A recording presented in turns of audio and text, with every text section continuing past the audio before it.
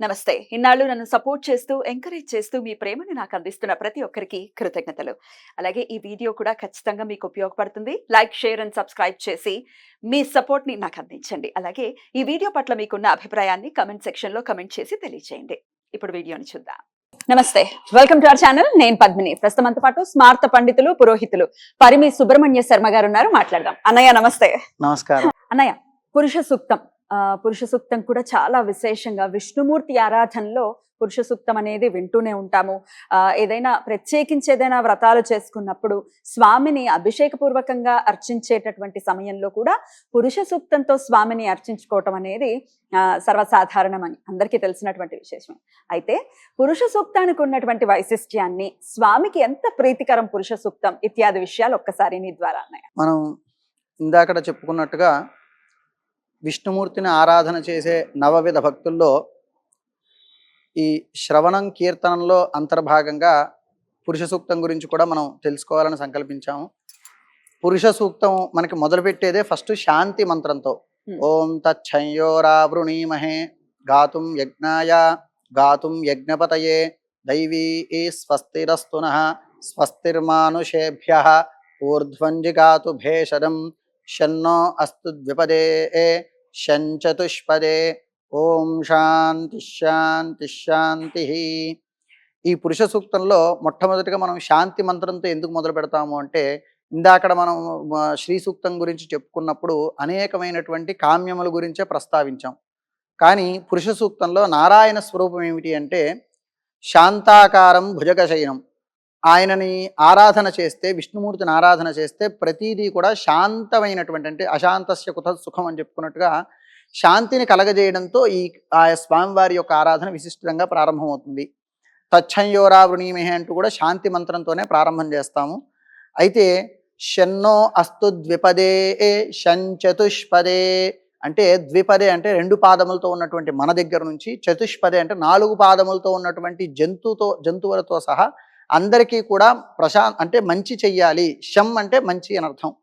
అందరికీ కూడా మంచి చెయ్యాలి అనే సంకల్పంతో ఈ పురుష సూక్తం ప్రారంభమవుతుంది. స్వామివారి యొక్క పురుష సూక్తంలో ఉన్నట్టు విశిష్టత ఏమిటంటే, స్వామివారి విరాట్ స్వరూపం, అంటే విశ్వరూపం అంటాం కదా, ఆ విరాట్ స్వరూపాన్ని వర్ణించడమే. మొట్టమొదటి మంత్రమే సహస్రశీరుష పురుష సహస్రాక్ష సహస్రపాత్. అంటే స్వామివారి యొక్క సహస్రము అంటే మామూలుగా మనందరం 1000 అని ప్రస్తావిస్తాం, కానీ అనేకము అంటే అసంఖ్యాకము, 1000 అంటే సహస్రాధికం అంటే మనం లెక్క పెట్టలేనటువంటి స్వరూపం, చెప్పలేము, అంతకన్నా చెప్పలేము అని. అంత వ్యాప్తి కలిగినటువంటి ఆ యొక్క నారాయణుణ్ణి వర్ణిస్తూ ఉన్నటువంటిదే ఈ సూక్తము. ఇందాక చెప్పినట్టుగా విష్ణుమూర్తిని ఆరాధన అంటే విశేషంగా కూడా నారాయణుని కీర్తించేది. అదే నారాయణుని అంటే నారహ దదాతి ఇది అయినహ నారాయణ అంటే సమయానుగుణంగా జ్ఞానాన్ని ప్రసాదిస్తూ మానవ జీవనాన్ని ఒక క్రమంలో నడిపించేవాడు నారాయణుడు. అందుకే మనం సత్యనారాయణ వ్రతము అంటాము. సత్య అంటే అనుగుణంగా మనం ఏదైతే కామ్యము అని అనుకున్నామో ఆ కామ్యము మనకి తీర్చేవాడు. అందుకని అది సత్యం అవడం, అంటే మన కామ్యం సత్యం అవడం నువ్వు అన్నట్టు. అలాంటి సత్యనారాయణ వ్రతము అని చెప్పి చేస్తాం. అంటే నారాయణుడు అంటే ఏమిటంటే కాలానుగుణంగా మనకు కావలసినటువంటి జ్ఞానాన్ని ప్రసాదిస్తూ మన జీవనాన్ని సక్రమంగా నడిపించేవాడు నారాయణుడు. అందుకనే నారాయణ ఆరాధన మన కలియుగంలో చాలా విశేషంగా ఉంటుంది. అందుకనే సృష్టి స్థితి లయము మూడిట్లోనూ కూడా స్థితికారకుడు నారాయణుడు అంటారు. అంటే ఉద్భవింపజేసేవాడు, అంటే మన పుట్టించేవాడు బ్రహ్మదేవుడు అయితే, లయం చేసేవాడు పరమశివుడు అయితే, మధ్యలో మన జీవన గతి అంతా కూడా ఆ నారాయణుడి మీదే ఆధారపడుతుంది. ఆయనే స్థితికారకత్వం వహిస్తాడు. అలాంటి స్థితికారకుణ్ణి విశేషంగా వర్ణించడమే ఈ పురుష సూక్తం అన్నమాట. సో స్థితిలో మనకు కావాల్సినటువంటి ఐహిక సుఖాలు అవ్వచ్చు, ఐశ్వర్యం అవ్వచ్చు, ఇంకా ఏది కావాలన్నా విష్ణువే శరణ్యం, అంతేనా? విష్ణువే శరణ్యం. అంతా జరిగిన తర్వాత, మనకు అన్ని కలిగిన తర్వాత, నేను ఇందాక చెప్పినట్టుగా తృప్తి కలగజేసేవాడు నారాయణుడే. ఎందుకంటే మనకి సత్యనారాయణ స్వామి వారి వ్రతంలోనే మొదట మనకి అధ్యాయంలోనే ఒక శ్లోకంలో అందులో వివరంగా చెప్పబడి ఉంటుంది. మానవులందరూ కూడా కామ్యముల వెంబట తిరుగుతున్నారు. అంటే మనం ఇందాక మనం లక్ష్మి ఏది చేసుకున్నా కూడా కామ్యము అనేటువంటిది. కానీ కామ్యమే ప్రధానం కాదు, తృప్తిని కలగజేస్తాడు. తృప్తి అనేది ఎప్పుడు వస్తుంది? అన్ని కోరికలు అలానే ఉంటే తృప్తి కలగదు కదా. మనకి తృప్తి కలిగింది అంటేనే మన కామ్యములన్నీ కూడా నెరవేరాయి అని. ఐహికమైనటువంటివి మనకి ఆది దైవిక, ఆధ్యాత్మిక, ఆది దైవిక, ఆది భౌతిక అని 3 తాపత్రయాలు ఉంటాయి. మనకు తాపత్రయము అంటుంటాం కదా, వినే ఉంటాయి. ఎందుకు ఈ తాపత్రయం? ఆధ్యాత్మిక, ఆదిదైవిక, ఆదిభౌతిక అని 3 తాపత్రయాలు. ఈ 3 తాపత్రయాల్ని తరింపజేసేవాడే నారాయణుడు. విష్ణు. మననాత్ తాయతే ఇది మంత్ర. ఏ మంత్రమైనా మననం చేసే కొద్దీ మనకి కాపాడుతూ ఉంటుంది. అష్టాక్షరి మహామంత్రం ఏది? ఓం నమో భగవతే వాసుదేవాయ, లేదంటే ఓం నమో నారాయణాయ అని ఈ మంత్రాలను మనం మననం చేసుకుంటుండడం ద్వారా ఈ తాపత్రయాలన్నీ నెరవేరుతాయి. ఈ తాపత్రయాలన్నీ కూడా వేదోక్తంగా మనం ఏదైనా ఉన్నదా సూక్తము అంటే అదే ఈ పురుష సూక్తం అన్నమాట. అద్భుతం. అలంకారానికి ఎలా అయితే ఆయన ప్రీతి చెందుతారో విష్ణువు, అలాగే కీర్తించడానికి కూడా ఆయన ప్రీతి చెందుతారు. కీర్తనకు కూడా ఆయన ప్రీతి చెందుతారని ఖచ్చితంగా చెప్పవచ్చు. మరి పురుష సూక్తం అంతా కూడా ఆయనను కీర్తిస్తూనే ఉంటుంది. అదే చెప్పుకున్నాగా, శ్రవణం కీర్తనం విష్ణోహో. అందులో మనకి ముందు నవవిధ భక్తుల్లోనే నారద సూత్రాల్లోనే మొట్టమొదటిగా ఆయన చెప్పింది శ్రవణం కీర్తనం. విష్ణువుకి వెంటనే విష్ణుమూర్తికి ప్రీతికరమైన ఏంటి అంటే శ్రవణం కీర్తనం విష్ణోహో. ఆ కీర్తించేదే మనం ఇప్పుడు అనుకోకుండా మనం వేళ చేసుకున్నటువంటి ఈ సూక్తాల గురించి వర్ణించడం అంతా కూడా స్వామివారిని కీర్తించడం. ఇప్పుడు సహస్ర శీరుష పురుష సహస్ర ఎక్కడైనా మీకు అందులో విష్ణుమూర్తి నామం రాదు. విష్ణుమూర్తి మీరు సూక్తం మనం చెప్పుకుంటాం, విష్ణుమూర్తి అనే మాటే రాదు అసలు. నారాయణుడు అని వస్తుంది. నారాయణుడు అంటే ఏమిటి అంటే చెప్పా కదా ఇందాక, సగుణంగా సకాలానుగుణంగా మనకి జ్ఞానాన్ని ప్రసాదించి మనం రక్షించేవాడు నారాయణుడు. ఆయన విరాట్ రూపం. విష్ణుమూర్తి అని మనం ఏదైతే రూపాన్ని ఏర్పాటు చేసుకున్నాం అది కూడా స్వామివారి యొక్క అవతారము. మనకి 21 అవతారాలు భాగవతంలో చెప్పబడి ఉన్నాయి. ఆ 21 అవతారాల్లో విష్ణుమూర్తి అవతారం ఒకటి. దత్తాత్రేయులు వారిది. మనకి దశావతారాలు దశావతారాలన్నీ ఏవి? అవి నారాయణుడు అవతారాలే, అంతే కదా. రామావతారము, తర్వాత బౌద్ధావతారము, కూర్మావతారము, శ్రీమరాది విష్ణోహో మత్స్య కూర్మ వరాహ నారసింహ భార్గవ రాఘవ కల్కి, ఇలా ఈ అన్ని అవతారాలు కూడా నారాయణుడు యొక్క అవతారాలు, అంటే విష్ణుమూర్తి అవతారాలు. అది విష్ణుమూర్తే దశ విధాలుగా మారినటువంటి అవతారం. కానీ ఈ విష్ణుమూర్తే ఒక అవతారం. అది 21 మహావతారాల్లో భాగవతంలో చెప్పబడింది. భాగవతంలో వివరంగా చెప్పబడింది. ఆ మూల పురుషుడు ఎవరైతే ఉన్నాడో, అంటే విష్ణుమూర్తి గురించి కూడా కాదు, ఆ మూల పురుషుడు ఎవరైతే ఉన్నాడో, విరాట్ స్వరూపం అని అన్నాం కదా మనకి భగవద్గీతలో. విశ్వరూప సందర్శన యోగంలో విశ్వరూపాన్ని ఎవరైతే దర్శింపజేస్తాడో నారాయణుడు, ఆ నారాయణ స్వరూపము ఈ పురుష సూక్తంలో కీర్తింపబడుతుంది అనమాట. అందుకని ఈ పురుష సూక్తానికి ఉన్న ప్రాశస్త్యం ఏమిటంటే నారాయణుని కీర్తిస్తుంది, మూల పురుషుణ్ణి కీర్తిస్తుంది అనమాట. అద్భుతం. మరి ఈ పురుష సూక్తం వినటం వలన ఆల్రెడీ నువ్వు చెప్పి ఉన్నావు, ఎలాంటి సుఖాలు పొందాలన్నా కూడా విష్ణువు యొక్క ఈ పురుష సూక్తాన్ని ప్రతినిత్యం చేసుకోవచ్చు. ప్రత్యేకించి తమ కోరికలు నెరవేర్చుకునే ప్రక్రియలో పురుష సూక్తాన్ని ప్రతినిత్యం వినటం లేదా చదువుకోవటం ఒకవేళ వాళ్ళకు వస్తే అది కూడా చేయొచ్చా? పురుష సూక్తము చదువుకోవడం ద్వారా ప్రధానంగా మనకి పురుష సూక్తంలోనే ఫలశ్రుతిలో ఏం చెప్పారు అంటే, ధార్మికమైనటువంటి జీవనం మనిషికి మతికి అంటే మన ఆలోచనలకి ధర్మాన్ని కలగజేస్తుంది అని, తర్వాత యోగము క్షేమము ప్రసాదిస్తుంది అని, అలానే ఏవైనా పారంపరాగతమైనటువంటి వ్యాధులున్నా, ఏదైనా పరంపరాగతమైనటువంటి, ఇప్పుడు మామూలుగా మనకి హెరిడిటరీ ఏదో అంటారు కదా, ఇప్పుడు ఈ షుగర్ అని, ఈ హార్ట్ అటాక్, ఇలాంటివి ఏవైతే స్కిన్ ఎలర్జీ ఏవైనా సరే పరంపరాగతమైనటువంటి, అంటే వంశ పరంపరంగా లేకపోతే మన పెద్దల దగ్గర నుంచి మనకు వచ్చినవి కానీ అలాంటివి ఏవైనా కూడా మనం అనుకుంటాం కదా, వ్యాధి రూపేణ పీడితేన పూర్వజన్మ కృతం పాపం వ్యాధి రూపేణ పీడితే అని, పూర్వజన్మలో మనం ఇలాంటివన్నిటికి కూడా శాంతింపజేస్తుంది. నివారణ కాదు. నివారణ అనేది ఎలా చేస్తుంది? ఏదైనా సరే ఔషధాన్ని కానీ ధర్మాన్ని కానీ మనం ధరిస్తేనే అది మనని రక్షింపజేస్తుంది. మనం అందరం ధర్మో రక్షతి రక్షిత అంటాం. అందరూ ధర్మాన్ని రక్షిస్తే అది మనని రక్షిస్తుంది అంటాం. కానీ వాస్తవం ఏమిటి అంటే ధర్మాన్ని మనం ధరిస్తే మన ధర్మం కాపాడుతుంది. ఇప్పుడు ఆచరిస్తేనే, ఏదైనా మనం ధరిస్తేనే కదా మనం కాపాడుతుంది. మనం వేసుకున్నటువంటి దుస్తులు మనని రక్షిస్తాయి శీతవాతోష్ణాల నుంచి, అంటే చలి నుంచి కానీ లేకపోతే ఉష్ణం నుంచి కానీ కాపాడుతుంది. అంటే మనం ధరించేనే వస్త్రాలు, మన దగ్గర స్వెటర్ ఉన్నా లేకపోతే ఏమైనా రగ్గులు ఉన్నా కూడా బీరువాలో ఉంటే మనకు కాపాడవు. అలానే ధర్మమైన అయితే దైవనామాన్ని దైవారాధన కూడా అంతే. ఎవరో చేస్తున్నారు ధర్మం మాత్రమే అంతే. ఎవరో చేస్తున్నారు అని చెప్పి మనం తెలుసుకోవడం ద్వారా మనకేమీ కలగదు. ధరించడం ద్వారా అది మనకి సిద్ధింపజేస్తుంది. కాబట్టి ఇవన్నీ కూడా వినడం ద్వారా మనకేం కలిసి వస్తుంది అంటే, ఇందాక నువ్వు అడిగినట్టు వినడం ద్వారా ఏమిటంటే శాంతింపజేస్తుంది. ఏమైనా ఉగ్రమైనటువంటి మనం అనుభవించాల్సినవి ఏమైనా ఉంటే వాటిని శాంతింపజేస్తుంది. ధారణ ద్వారా రక్షింపజేస్తుంది. మనం నియమాలు పాటించడం ద్వారా మనం ఆరోగ్యంగా ఉంటాము. ఔషధం చేసుకోవడం ద్వారా మనలో ఉన్నటువంటి అనారోగ్యం నివారణ అవుతుంది. కాబట్టి నివారణ కావాలి అంటే అది మనం ధారణ చెయ్యాలి. పురుష సూక్తం మనం నిరంతరము కూడా వింటూ ఉండడం, మనకు అది వినే ఇది లేదు అనుకున్నప్పుడు, అంటే వినే అవకాశము యోగ్యత లేనప్పుడు, మంత్రానికి ఉన్న విశేషం ఏమిటి అంటే, నువ్వు నారాయణ అంటే నువ్వు ధ్యానముగా శ్లోకం కానీ లేకపోతే స్తోత్రం కానీ చదవడానికి అక్షర దోషం అనేది దానికి ఎటువంటి ఇది వర్తించదు. అంటే మనం సాధ్యమైనంత వరకు సరిగ్గానే చదవాలి.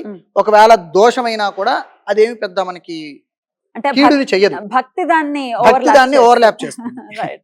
కానీ వేదమంత్రం అలా కాదు. ఎందుకు అంటే వేదానికి ఒక స్వరము అనేది ఒకటి ఉంటుంది. నిర్దిష్టమైనటువంటి స్వరంతో చెప్తేనే ఆ వేదమంత్రం అనేది మనకి యోగిస్తుంది. కాబట్టి వేద మంత్రాన్ని అన్ని వేళలా అందరూ మననం చేయలేరు, అందరూ చదవలేరు. స్వరమే కాకుండా అనుదాత్తాలు ఉదాత్తాలు స్వరము అంటే అనుదాత్తము ఉదాత్తము దీర్ఘస్వరితం ఈ మూడింటిని కలిపి స్వరం అంటారు. అంటే దీర్ఘం అంటే మీరు ఒక్కొక్కసారి దాన్ని లాగి చెప్తూ ఉంటారు, ఎందువలన అనుకుంటాం అది శృతి చెప్పింది అలా చెయ్యాలి. వేదాత్మనాయ విద్మహే హిరణ్య గర్భాయ ధీమహి తన్నో బ్రహ్మ ప్రచోదయాతు. ఈ బ్రహ్మ గురించి వర్ణించినటువంటి గాయత్రి. ఇందులో మనకి అనుదాత్తము ఉదాత్తము దీర్ఘస్వరితం 3 వస్తాయి. బ్రహ్మదేవుడు తన్నో బ్రహ్మ ప్రచోదయాతు. మనకి 2 బ్రహ్మలు. నాభి కమలంలో ఉద్భవించిన వాడు బ్రహ్మదేవుడు, అంటే సృష్టించేవాడు మనకు తెలిసింది. ఆయన విష్ణుమూర్తి కుమారుడు, అంతే కదా. మరి విష్ణుమూర్తి పరం బ్రహ్మ మనం గురు బ్రహ్మ గురు విష్ణు గురుదేవో మహేశ్వర గురు సాక్షాత్ పరం బ్రహ్మ తస్మై శ్రీ గురువే నమః. అందరూ ఈ శ్లోకం తెలిసిందే చెప్తాం. కానీ ఇందులో 2 బ్రహ్మలు వస్తారు. ఎప్పుడైనా మీరు గ్రహించుంటే గురుర్ బ్రహ్మ గురుర్ విష్ణు గురుదేవో మహేశ్వర. మనకి త్రిమూర్తులు అంటాం కదా, బ్రహ్మ విష్ణు మహేశ్వర. 3 వచ్చేసారా? గురు బ్రహ్మ గురుర్ విష్ణు గురుదేవో మహేశ్వర గురు సాక్షాత్ పరం బ్రహ్మ. ఇంకో బ్రహ్మ అని వస్తుంది గురువులోనే మళ్ళీ ఇంకో గురు సాక్షాత్ పరం బ్రహ్మ. అంటే ఈ 3 కాక ఈయనకన్నా పరం ఒక ఆయన ఉన్నాడు. పరము అంటే ఏమిటి? ఇక్కడ ఉన్నది కాదు, పరమేశ్వరుడు అంటాం. పరమ ఈశ్వరుడు.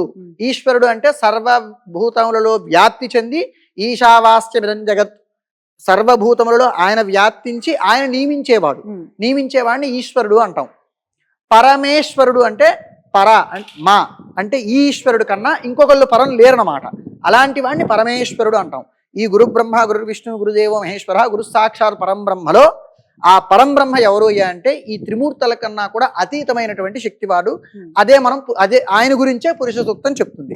విరాట్ పురుషుడు అంటాం కదా, ఆ 4 ఆయన ఎవరైతే ఉన్నాడో పరంబ్రహ్మ, ఆయన గురించే మనకి ఈ పురుష సూక్తం చెప్తుంది. ఈ పురుష సూక్తం అయితే నేను ఇందాక చెప్పిన బ్రహ్మ గాయత్రిలో పరంబ్రహ్మ దానికి దీర్ఘస్వరితం వస్తుంది. ఇప్పుడు వేదాత్మనాయ విద్మహే హిరణ్య గర్భాయ ధీమహి తన్నో బ్రహ్మ ప్రచోదయాతు. దీర్ఘస్వరితం చెప్తే బ్రహ్మదేవుడు ఎవరు? త్రిమూర్తుల్లో బ్రహ్మదేవుడు. అదే దీర్ఘస్వరితం చెప్పకుండా తన్నో బ్రహ్మ ప్రచోదయాతు అంటే పరంబ్రహ్మలోకి వెళ్తాడు. అంటే మనకు ఆ దీర్ఘస్వరితం చెప్పకపోయేసరికి ఆ దేవతని వేదాత్మనాయ విద్మహే హిరణ్య గర్భాయ ధీమహి. ఈ వేదాత్మనుడు ఎవరు? బ్రహ్మదేవుడు. త్రిమూర్తుల్లో బ్రహ్మదేవుడు. హిరణ్య గర్భుడు ఎవరు? త్రిమూర్తుల్లో బ్రహ్మదేవుడే. ఈ 2 నామాలు ఈ బ్రహ్మ గురించి చెప్పి తన్నో బ్రహ్మ ప్రచోదయాత్ అనకుండా తన్నో బ్రహ్మ ప్రచోదయాత్ అంటే ఈ 3వ వ్యక్తి వేరే వాళ్ళు అవుతారు. ఇంతుంది అర్థం.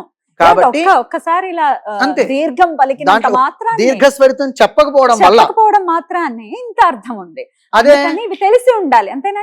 అందుకనే ఈ వేద మంత్రాలని ఎందుకు నిష్ణాతులే చదువుకోవాలి అంటే ఈ వేదాధ్యయనం కూడా అందరూ అనుకుంటే మామూలుగా బయట మనకు కనబడుతున్నట్టుగా ఇప్పుడు అర్చక స్వామి ఉంటారు, లేదంటే పురోహితులు చాలా మంది ఉంటారు.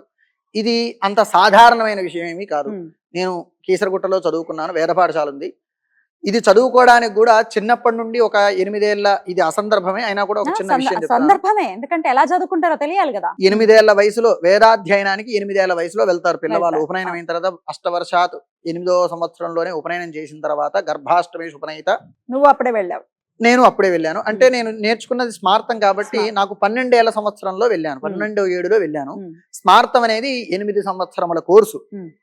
8 సంవత్సరములు మన ఇంటికి దూరంగా ఉండి, తల్లిదండ్రులకు దూరంగా ఉండి, బాల్య వయసులో అంటే మనం బాల్య వయసు అజ్ఞానత అంటాం, అజ్ఞానంలో ఉంటాం. చిన్నపిల్లలు అంటే ఏమి తెలియదు మనకి, అందుకనే కదా బాల్యం అనేది ఏమీ తెలియదు. అలాంటి వయసులో మనం ఎవరి దగ్గర ఉండాలో వాళ్ళ దగ్గర ఉండకుండా గురుకులానికి వెళ్ళి నేర్చుకునే వాళ్ళు అంటే చాలా సాధన. అది కూడా ఆ వయసులోనే. ఎందుకు అంటే ఆ వయసులో మనం ఏ విధంగా అయితే మనం ఏ మార్గంలోకి అయితే మనం ప్రవేశిస్తామో ఆ వయసు చాలా ప్రధానం అన్నమాట. కాబట్టి ఆ మార్గంలో ఆ సమయంలోనే పెట్టాలి అని నిర్ణయం మన పెద్దవాళ్ళందరూ నిర్ణయించి 8వ ఏట వేదంలో వేస్తారు. 8 నుంచి 12 సంవత్సరాలు వేదాధ్యయనం చాలా కష్టం. వాడికి ఆ వయసులో వాడికి స్వరం పట్టాలంటేనే 2-3 సంవత్సరాల సమయం పడుతుంది. అంత కష్టపడి అంత నేర్చుకున్న తర్వాత వాళ్ళే నిష్ణాతులు అంటారు. ఇందాక నువ్వు అన్నట్టు స్మార్త పండితులు అంటే పాండిత్యానికి సరిపడా విద్య నా దగ్గర ఉందో లేదో తెలియదు, పండితుడు అవడానికి ఏదైతే కోర్సు ఉందో ఆ కోర్సు మాత్రమే నేను చదివాను, ఆ సాధన మాత్రం ఆ చేశారు. సాధన మాత్రమే నేను చేశాను. ఆ. పాండిత్యానికి సరిపడా యోగ్యత అంటే పాండిత్యం అంతా నా దగ్గర ఉందో లేదో నాకు పూర్తిగా తెలియదు. ఆ దానికి సంబంధించినటువంటి కోర్సు పూర్తి చేశాను, అంతవరకు మాత్రమే పండితుని అని చెప్పుకోవడానికి. కానీ Right. అంత సాధన ఆ సమయంలో ఆ వయసులో ఉంటుంది. Right. ఎంతో కాలానికి కష్టాలకి నిష్ఠూరాలకి వచ్చి మన పనులు మనం చేసుకుంటూ Correct. అంత సాధన చేస్తేనే సిద్ధిస్తుంది. సాధన సాధ్యతే సర్వం. ఏదైనా సిద్ధించాలంటే అది సాధనతోనే. అందుకని అంత కష్టపడి మనం అంత సమయం మనం వెచ్చించలేము, అంత కష్టపడి వేద మంత్రాలను మనం నేర్చుకోలేదు. కాబట్టి కొంతమంది మహానుభావులు ఉంటారు, వారికి ఏంటంటే ఏ వయసులో ప్రయత్నించినా కూడా సిద్ధిస్తుంది. ఒక్కోసారి అందరినీ సిద్ధించేస్తుంది. ఒకే ఈశ్వర తాట మీద కృప. అంతే ఈశ్వరానుగ్రహం. కానీ ఇప్పుడు నువ్వు అన్నట్టు ఈశ్వరానుగ్రహం కదా కావాల్సింది, అంటే కృప కదా కావాల్సింది. కావాలి. కాబట్టి మనకు ఆ కృప కలగడానికి మనకి ఏది సులభమైన మార్గం అయితే అదే ప్రవేశించాలి. మనకి కానిది మనం చేసి మనం ప్రయత్నం చేయడం అనవసరం. Correct. ఇప్పుడు మంత్రం మనకి అర్హత లేదు, మనం నేర్చుకోలేము, మనకు అలా చదవలేము, Hmm. మంత్రం అక్కర్లేదు. ఈ మంత్రాల కన్నా విశేషంగా మనకి భీష్ముల వారు నీకు ఏది ఇష్టమైంది అని చెప్పి ధర్మరాజు భీష్ముల వారిని అడిగారు. అంపశయ్య మీద ఉన్నటువంటి భీష్ముల వారిని అడిగితే వినాలి ఉన్నది అంటున్నావు. వింటూ ఉండడం, ఉమ్. మనమే చదువుకోవాలి అని, మనమే ఏదైనా చెయ్యాలనే తాపత్రయం ఉంటే విష్ణు సహస్రనామం చేయడం. మనకి చేయటం. భగవత్ శంకరపాదుల వారు చెప్పారు, విష్ణు సహస్రనామం తర్వాత గీతాశ్రవణం అంటే భగవద్గీత, తర్వాత నారాయణ నామస్మరణం, ఈ మూడు కూడా నిరంతరము రోజు చెయ్యాలి. రైట్ అన్నయ్య, చాలా చక్కగా వివరించావు. Thank you so much. నమస్తే అన్నయ్య.